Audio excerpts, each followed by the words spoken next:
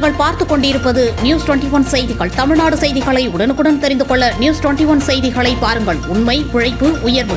பழனி அருள்மிகு ஸ்ரீ லட்சுமி நாராயண பெருமாள் கோயிலில் வைகுண்ட ஏகாதசியை முன்னிட்டு இன்று அதிகாலை சொர்க்கவாசல் எனப்படும் பரமபதவாசல் திறக்கப்பட்டது. பரமபதவாசல் திறப்பு விழாவில் ஆயிரக்கணக்கான பக்தர்கள் பங்கேற்று வழிபாடு செய்தனர். வைகுண்ட ஏகாதசியை முன்னிட்டு வைணவ திருக்கோயில்களில் மார்கழி மாத வைகுண்ட ஏகாதசி தினமான இன்று அதிகாலை பரமபதவாசல் எனப்படும் சொர்க்கவாசல் திறக்கும் வைபவம் நடைபெற்றது. பழனி அருள்மிகு தண்டாயுதபாணி சுவாமி கோயிலின் முக்கிய உபகோயிலான ஸ்ரீ லட்சுமி நாராயண பெருமாள் கோயிலில் அதிகாலை அருள்மிகு லட்சுமி சமேதர நாராயணுக்கு சிறப்பு அலங்காரம் மற்றும் பூஜைகள் நடைபெற்றது. தொடர்ந்து 4 மணி அளவில் சொர்க்கவாசல் எனப்படும் பரமபதவாசல் திறக்கப்பட்டு அதன் வழியாக பெருமாள் எழுந்தருளி பக்தர்களுக்கு அருள் பாலித்தார்.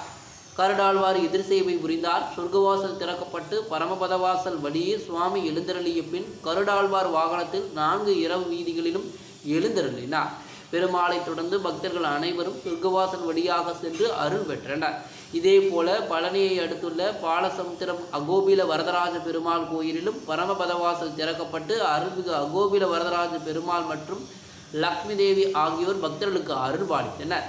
சொர்க்கவாசல் ராப்பத்து என 10 நாட்களுக்கு திறந்திருக்கும் சொர்க்கவாசல் திறக்கும் நிகழ்ச்சியில் இணை ஆணையர் மாரிமுத்து உள்ளிட்ட பலர் கலந்து கொண்டனர்.